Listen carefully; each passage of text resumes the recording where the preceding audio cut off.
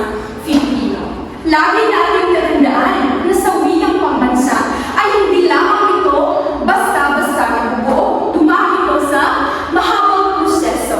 Dahil pag sinabi natin wikang pambansa, kinakailangan muna natin talagang pag-aaralan, aalamin kung ito ba ang wikang karapat-dapat na kumakatawan sa ating pagiging pagka-Filipino. Noon, ang Pilipinas ay may maraming katutubong wika na ginagamit na kung saan wala tayong tinatawag na wikang pambansa. Dahil nga, marami silang wika na ginagamit. Sa panahon ng mga Kastila, Espanyol ang kanilang ginagamit para sa pamahalaan at sa relihiyon. At para naman sa panahon ng Amerikano, Ingles ang kanilang ginagamit para sa edukasyon o sa pag-aaral ng mga mag-aaral. Noong labing siyang 37, tinawag ang Tagalog ay nagiging wikang pambansa dahil sa patuloy na pag-unlad ng panitikan at ito din ay nagiging sentro ng ating bansa. Kalaunan, nagiging Tagalog, nagiging Filipino ito, letrang P at nagiging Filipino sa kalaunan ayon sa Konstitusyon na 1987. Lagi nating tatandaan na ang wikang pambansa ko ay dumaan siya sa mahabang proseso, kaya ngayon ang ating wikang pambansa ay nagiging Filipino na dahil ito talaga ang wikang tunay para sa atin dahil kumakatawan siya sa ating kultura, sa ating wika at sa ating identidad bilang isang Filipino. At para naman sa susunod na ating nilalaman ay ibibigay ko kayo kay Ginoong Cañete. At ngayon, pag-usapan naman natin ang ikalawang bahagi ng aming silabos. Ito ay ang teorya, konsepto at teorya ng wika. Ano nga ba ang konsepto at teorya ng wika? Tama, ito ay pagpapaliwanag sa pinagmulan, kalikasan at pag-unlad ng mga tunog bilang pangkomunikasyon, ginagamit pangkomunikasyon. At ano naman ang teorya? Ang teorya ay ito ay isang sistematikong pagpapaliwanag ng mga pangyayari at ideya na nakabatay lamang sa ebidensya at obserbasyon. At ano naman ang teorya ng wika? Dito, isinalaysay dito, ipinaliwanag dito kung paano at kung kailan nagsimulang magsalita ang mga tao. Ngayon, nadamo naman tayo sa mga teorya ng wika. Ang teorya ng wika ay meron itong 8 bahagi. Una ay teoryang dingdong, teoryang babaw, teoryang yung-yung, teoryang tata, teoryang tubo, teoryang yueho, teoryang tarabungiay at teoryang lala. Ngayon, una natin pag-usapan ang teoryang dingdong. Ano nga ba ang teoryang dingdong? Ang teoryang dingdong, ito ay ang mga tunog mula sa kalikasan. Halimbawa, hangin, uni ng mga ibon at agos ng ilog at iba pa. Ang teoryang bawang naman, ito ay ang mga pagaya sa tunog ng mga hayop. Halimbawa dito, aso,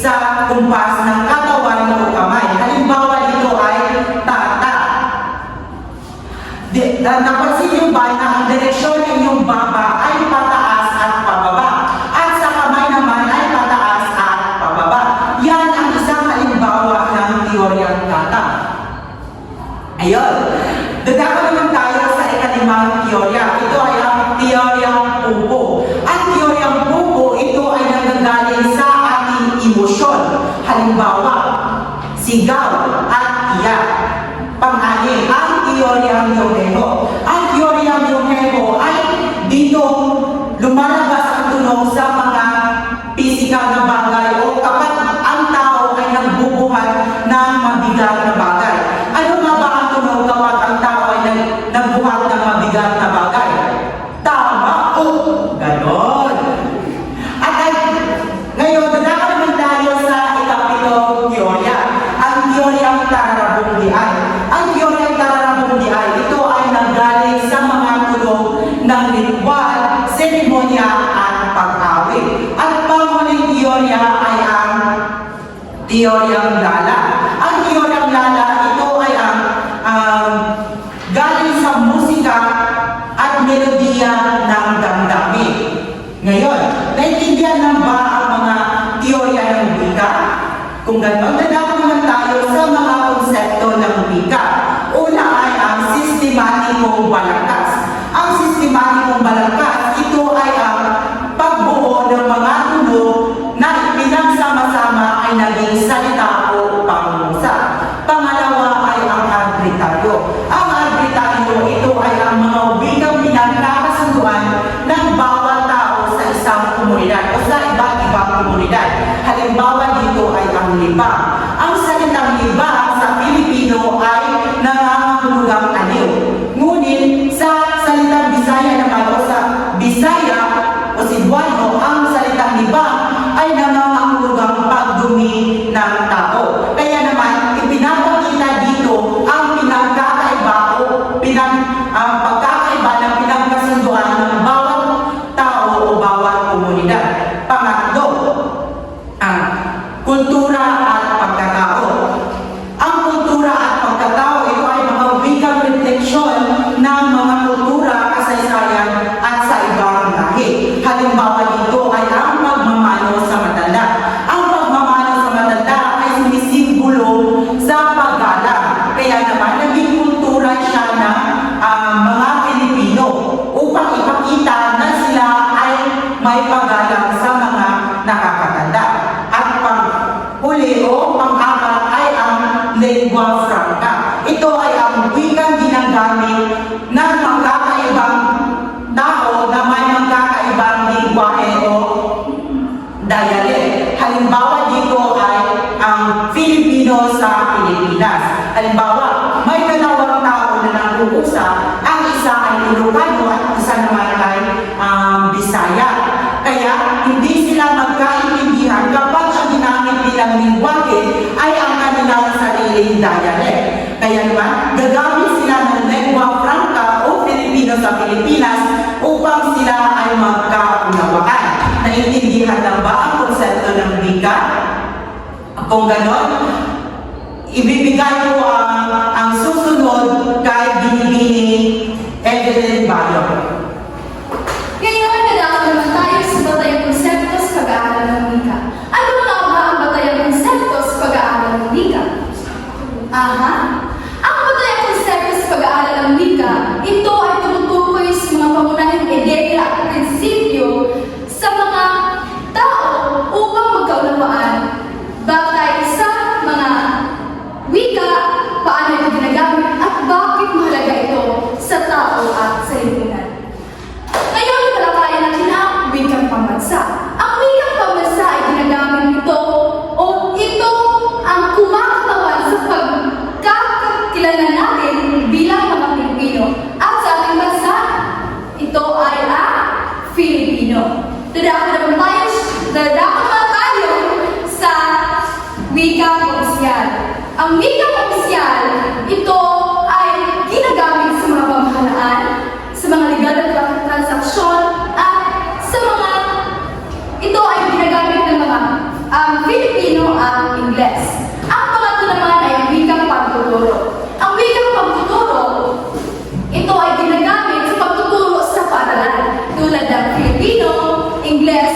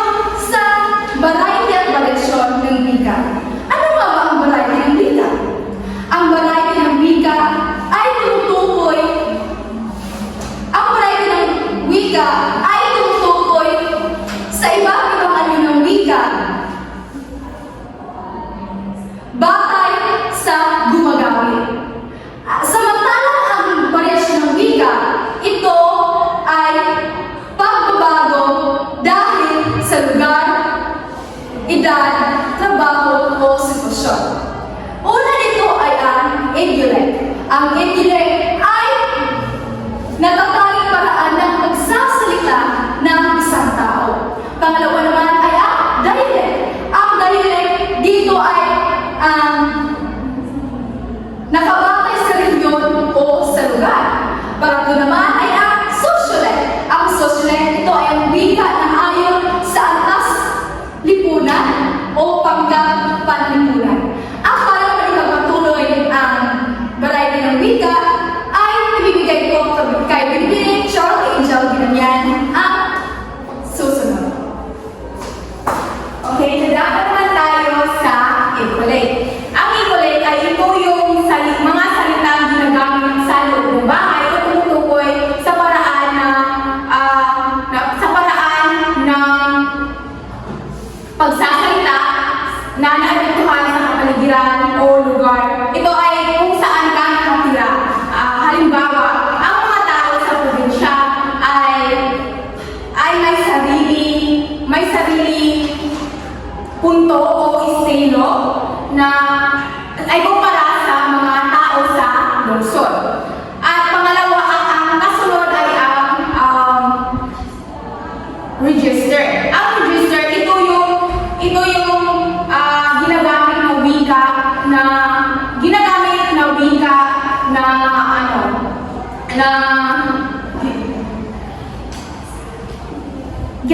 wika depende sa kausap o sa sitwasyon.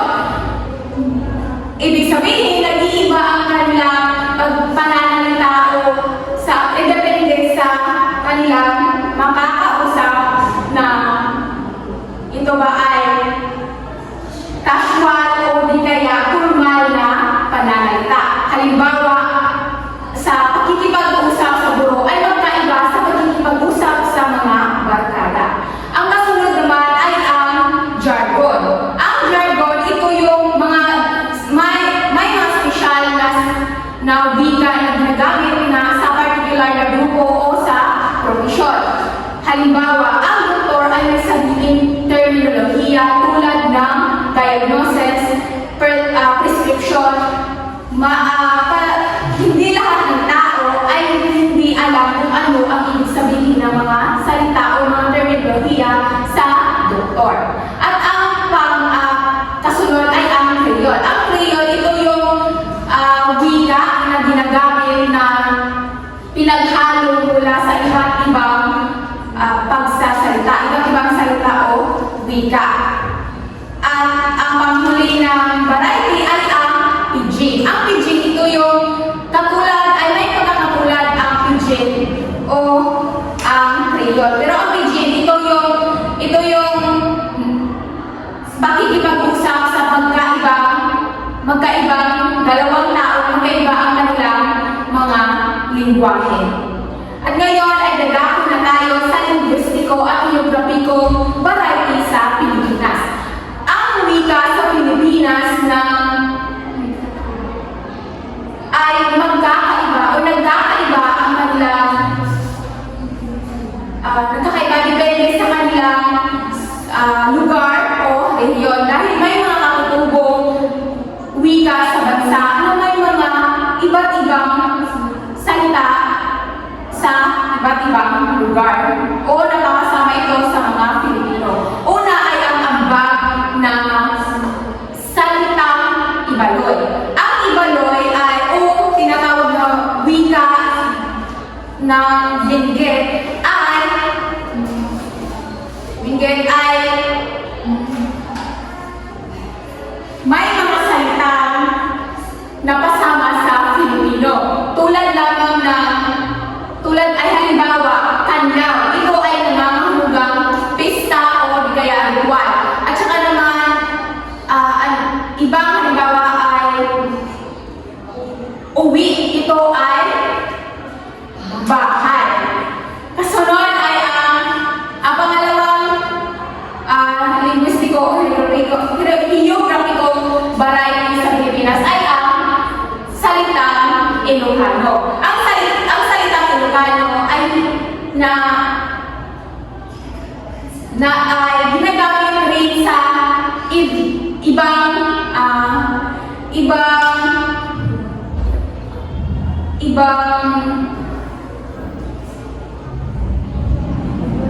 ibang lugar. Tulad naman na ay halimbawa ay manok. Ang manok ay nanganghulugang kuya at ang mana nanganghulugang ate at saka yung ada ay meron at saka awan ay wala. Meron din mga tao na gumagamit na sa salitang Pang-Ilocano dahil ito ay napapasama na sa kanilang pang-araw-araw na wika. At ang kasunod ay ang luyag at iba pang Pangasinan na salita. Ito ay yung ambag ng wikang Pangasinan sa Filipino. Halimbawa, yan. Ito ay yung nahulugang pag-ibig o kagustuhan. At ibang halimbawa ay balay o di kaya balay, bahay, gano'n. Tapos, panglima ay ang pang-apat, ang panghuli ay ang Tagalog lokwan. Ito yung wika sa Tagalog ng Lukban, Quezon. Ang mga halimbawa nito ay ito yung may i sa dulo ng salita. Tulad naman ng dialect. Okay. Yun, may e sa dulo ng salita. At ayun lamang ang linguistiko at geographical variety ng Pilipinas. At ngayon ay ibibigay ko na ang binibining Angel P. Generosa. Dahil tapos na tayo sa apat na nilalaman ng ating napiling core syllabus, kaya dumakot na tayo sa panghuli o ang panglimang nilalaman ng ating tupiko ngayong araw. Ito ay ang panlipunang variety. May idea ba kayo kung ano nga ba ang ibig sabihin ng panlipunang variety? Pag sinabi ng panlipunang variety, ito ay tumutukoy sa pagkakaiba-iba ng pananalita batay sa lipunan, sitwasyon o sa isang grupo. At lagi natin tatandaan na dito sa panlipunang variety at may iba't ibang variasyon at magkakaiba rin dahil ito ay nakadepende sa lipunan, sa sitwasyon o sa isang grupo sa ating pang-araw-araw na buhay. Ang panlipunang variety po ay may tatlong nilalaman. Una ay ang anthropological. Pag sinabi natin anthropological, ito ay tumutukoy o pinag-aaralan ang ugnayan ng wika, kultura at sa lipunan. Isa sa mga halimbawa dito ay ang sa Ifugao. Ang mga matatanda ay gumagamit ng tradisyonal na salita sa ritual na ang hudhod, na kung saan ito ay may ugnayan sa kanilang kultura at sa kanilang paniniwala sa isang komunidad. At ang pangalawang nilalaman ng ating panlipunang variety ay ang umuusbong na wika ng mga kabataan. Ang mga kabataan po ay lumilikha ng kanilang sariling estilo sa paggamit ng wika at dito din pumasok ang mga pinaikling salita. At dito din natin makikita na ang paggamit ng kanilang wika o ang paggamit ng isang salita ay may halong Ingles at may halong Filipino at kasama na din ang kanilang mga bagong ekspresyon. Isang halimbawa sa umusbong ng wika ng mga kabataan ay sa chat o sa text. Halimbawa, sa salitang grabe ay nagiging GRB na lang dahil nga pinaikli nila ang isang salita. At isa din sa mga halimbawa ay ang salitang sana. Ang pag-text nila o ang pag-chat nila ay nagiging SN na lamang dahil nga pinaikli nila. Gumawa sila ng kanilang sariling estilo sa paggamit ng wika. At ang panghuling halimbawa ay ang LONL. Ibig sabihin, sa mga kabataan ang nakakaintindi ay love of my life. Kaya nagiging LONL siya dahil pinaikli ng mga kabataan.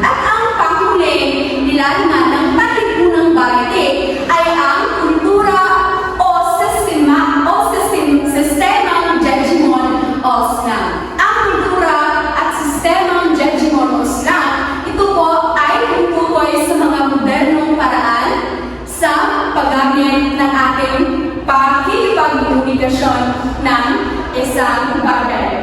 Halimbawa, kapag ikaw ay nag-chat ng iyong kaibigan sa salitang hello, dahil nga tayo ay nasa modernong paraan o ang ating wika ay dinamiko, ang salitang hello ay nagiging H3LL0.